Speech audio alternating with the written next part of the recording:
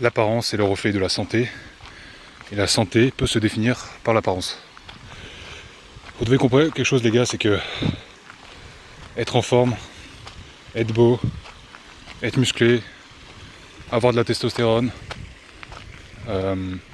avoir de l'énergie, se sentir soi-même, tout ça, c'est qu'une seule et même chose. Il faut arrêter de vouloir partir dans chaque direction en essayant de faire chaque chose individuellement. Ce n'est qu'une seule et même chose. Et cette chose, c'est renouer avec vos instincts, avec qui vous êtes, avec la nature. Donc avant toute chose, le pilier de ce mode de vie, qui est le mode de vie ancestral en fait, tout simplement, c'est un esprit sain dans un corps sain. Mais avant toute chose, il faut que l'âme soit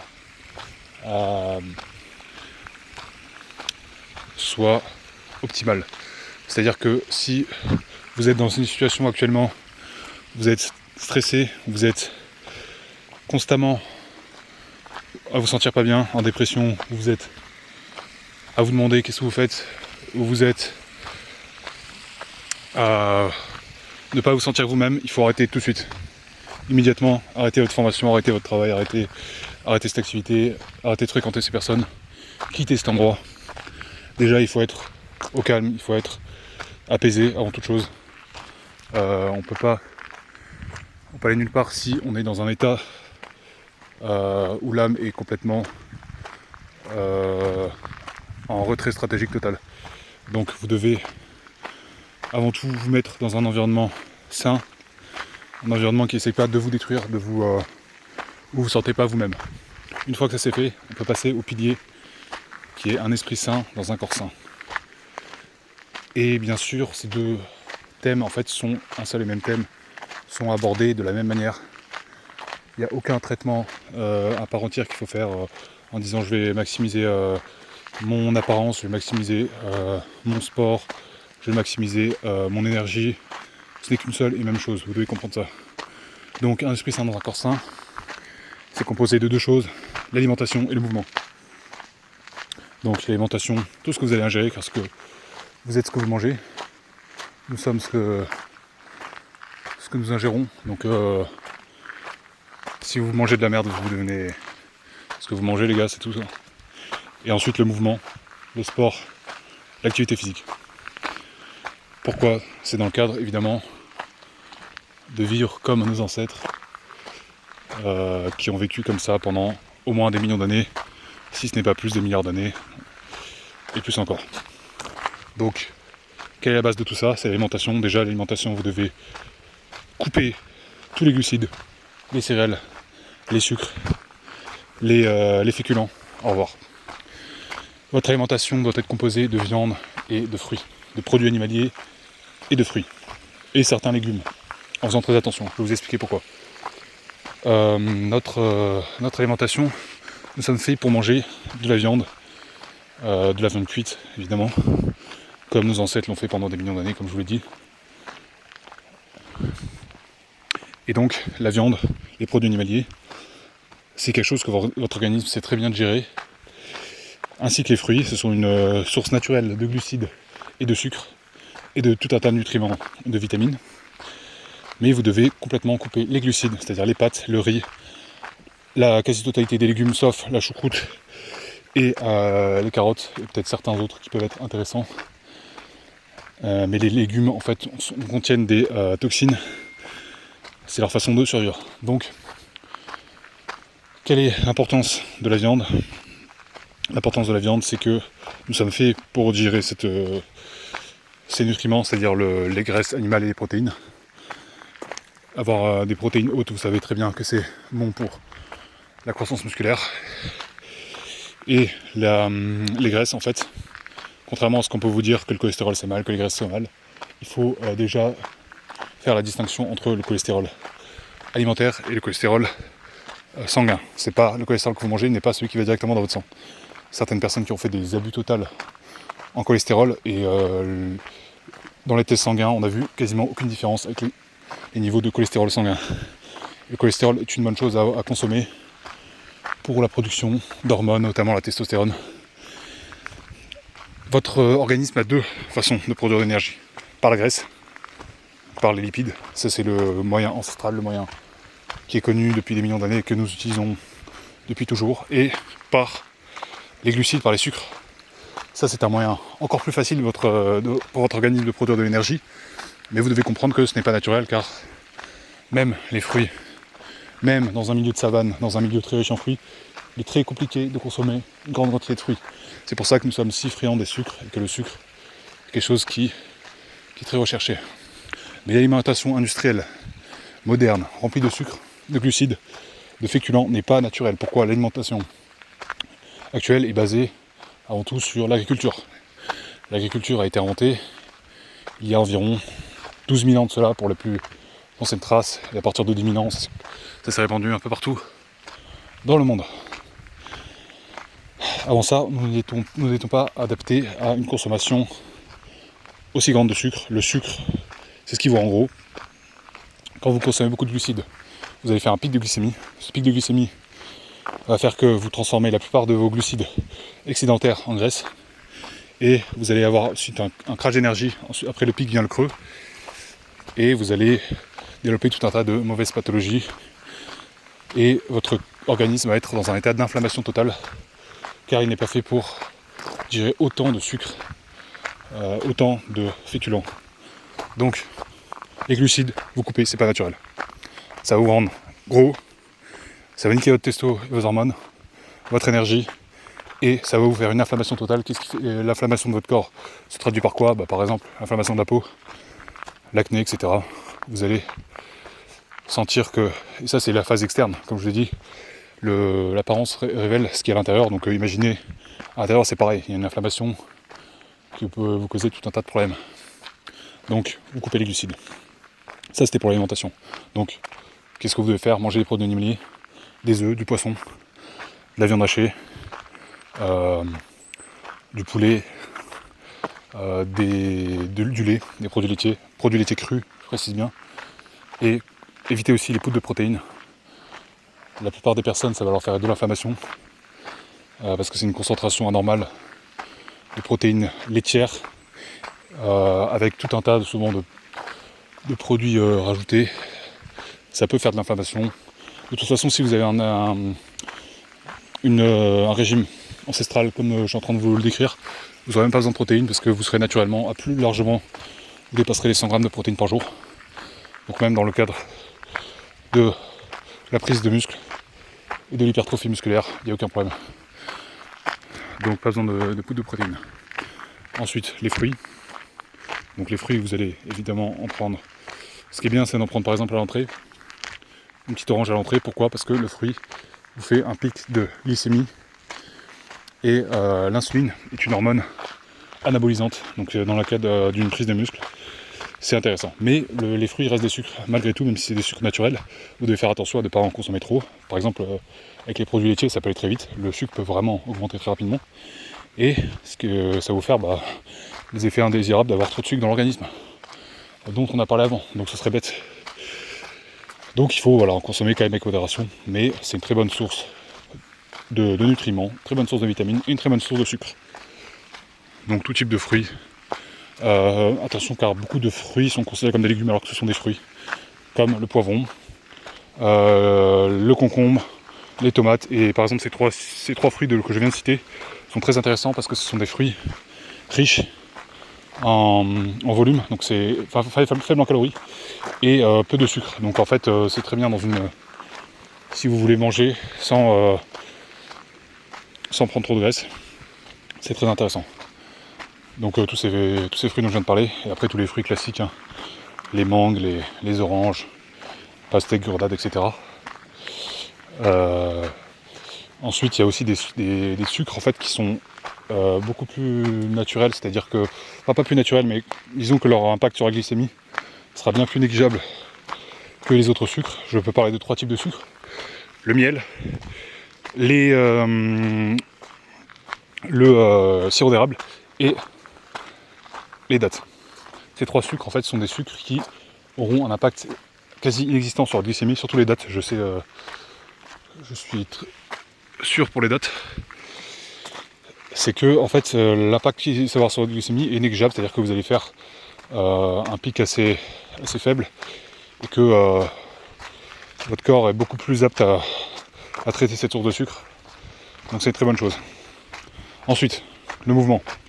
Donc ça c'est l'alimentation. Ne vous inquiétez pas, je vais faire des vidéos beaucoup plus détaillées sur l'alimentation, sur le mode de vie que vous devez adapter, sur chaque petit détail.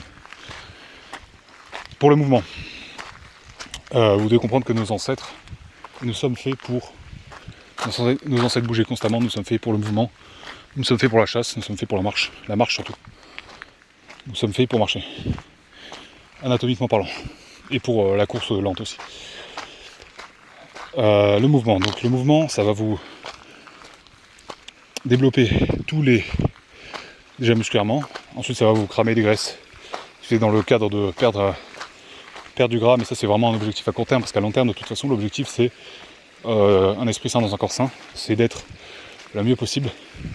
Donc le mouvement comme je suis en train de faire maintenant, de la marche par exemple, c'est un excellent mouvement à faire. Par exemple, l'objectif de 10 000 pas par jour, ça peut être intéressant. Faire le plus de déplacements possible à pied quand on peut. Pourquoi la marche? La marche est le meilleur exercice physique tout simplement. Pourquoi? Parce que déjà c'est pas un exercice très compliqué, vous pouvez marcher toute la journée, vous aurez peut-être des courbatures le lendemain, mais après vous allez vous habituer assez rapidement. Et ça tout en brûlant de l'énergie, donc des calories. Vous brûlez essentiellement de la graisse en marchant. Contrairement à la course, partir trottiner, etc., c'est pas des bonnes choses. Puisque la course va taper prioritairement dans les réserves de glycogène, dans le glucose, dans les sucres, dans les carbs. Donc, quand vous partez courir, vous n'allez même pas réellement maigrir, sauf si vous partez vraiment très longtemps et que vous descendez à zéro vos levels de glucides, mais je pense pas que ça se fasse si facilement que ça. Donc évitez la course. Ce qui est très bien, l'alternative c'est le sprint. Le sprint fait des pics d'hormones de croissance et de testostérone. Et ça augmente ça optimise la circulation et c'est vraiment quelque chose d'assez incroyable. Le sprint, c'est vraiment, je vous conseille par exemple, vous faites le matin, vous allez faire 8 sprints de 15 secondes sur entre 50 et 100 mètres. Vous faites ça avant de manger à jeun. C'est une très bonne chose. La marche aussi, comme je vous ai dit, un des meilleurs exercices que vous pouvez faire en continu comme ça. Marcher, que ce soit en ville, que ce soit là comme je le fais ici, en montagne ou dans la campagne. Ou sinon vous allez au Basic Fit, vous mettez le tapis de course, inclinaison de 12 à 15, vitesse 4-5 jusqu'à 6. 4-5 c'est pas mal, ou même 4 si vous n'êtes pas habitué. Et là vous êtes aussi très bien parce que c'est de la marche, mais en plus de ça c'est une légère inclinaison, donc ça va vous faire les mollets et ça va vous faire brûler encore un peu plus de calories. Donc voilà, le mouvement c'est essentiel, on est fait pour bouger tout le temps.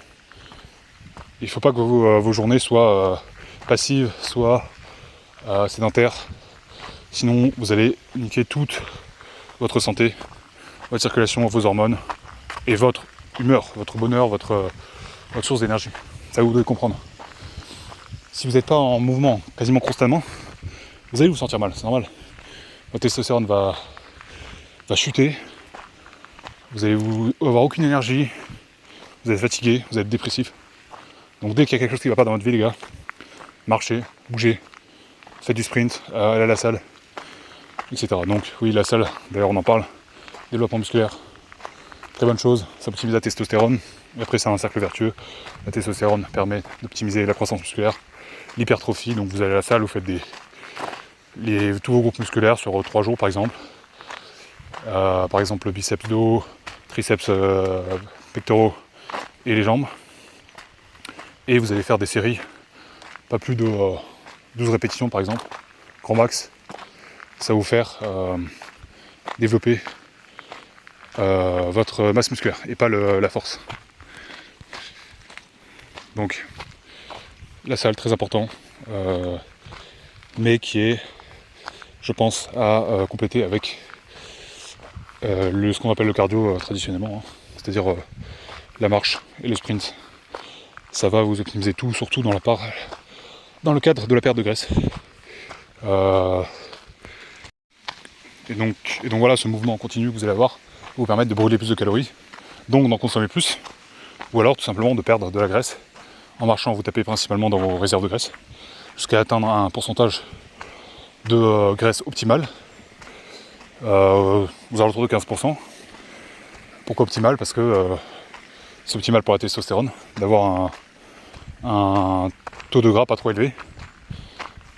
Parce qu'en surplus de gras, vous allez au contraire sécréter des œstrogènes et potentiellement être moins optimal pour la production de testostérone. Même si il ne faut pas descendre trop bas, parce que la graisse est aussi une bonne chose, comme je vous ai dit, dans la production d'hormones et d'énergie aussi. Hein. Donc le régime que je vous ai décrit se rapproche du régime cétogène, à la différence près que dans le régime que je vous ai décrit, qui est produits animaliers et fruits, avec certains légumes comme la choucroute et les carottes, ce régime alimentaire vous permet en fait de passer un peu en mode cétogène. Donc qu'est-ce que le cétogène? Je vous ai décrit avant les deux modes de fabrication d'énergie de votre organisme, donc par les lipides et par les sucres. Le régime cétogène est en fait de produire son énergie par cétose, c'est-à-dire par les lipides. Donc ce régime est composé principalement de graisse, avec un apport assez important aussi de protéines, et un très faible apport en sucre.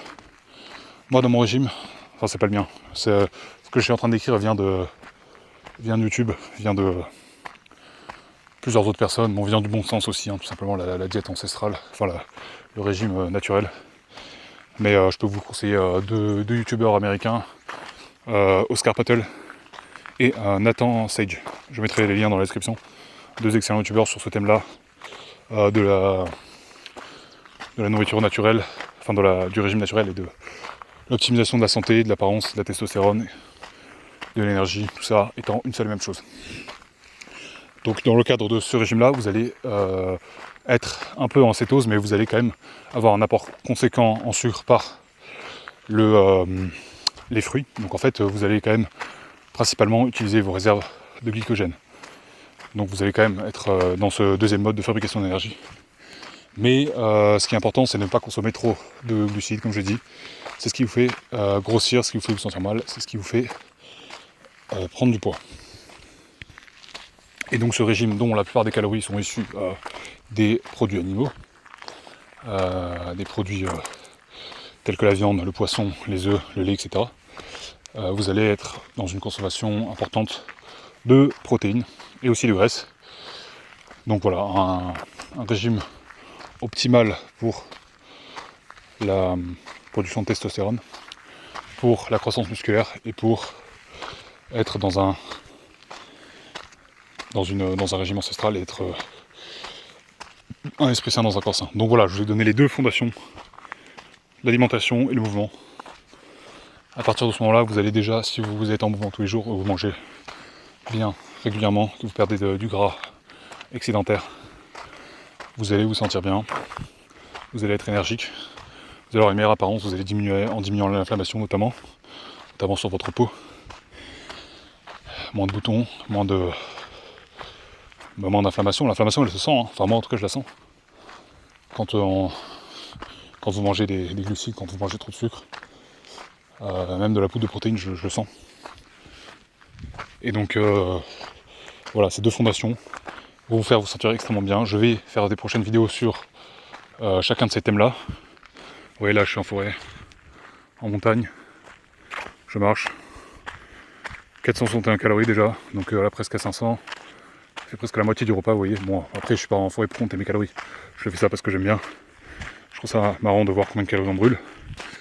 Mais ce qui est important quand vous êtes en nature, en forêt, dans la montagne comme ça, c'est de pouvoir profiter, de pouvoir apprécier ce moment où vous êtes chez vous, parce que la nature est notre maison, ce n'est pas un endroit à visiter. Et vous allez vous sentir bien déjà. Et vous allez vous sentir apaisé. Et c'est tout simplement magnifique. Donc voilà, c'est avant tout dans cette optique-là que vous devez aller en nature. Faites attention au soleil, évidemment. Bon là c'est nuageux, mais si vous avez la peau blanche, faites attention au soleil, notamment en été. Sortez plutôt en été le matin ou en fin d'après-midi. Quand l'indice UV décline un peu, sinon les UV, les rayons ultraviolets du soleil peuvent abîmer votre peau. Ils peuvent vous faire des cancers, et vous faire noircir la peau, etc. Donc voilà. Mais en tout cas, être dehors est une très bonne chose. Là, oui, en hiver, quand il y a des nuages, ça craint rien du tout. Et voilà, je suis en mouvement et c'est ça que vous devez viser. Vous devez être en forme et vous devez vous sentir bien.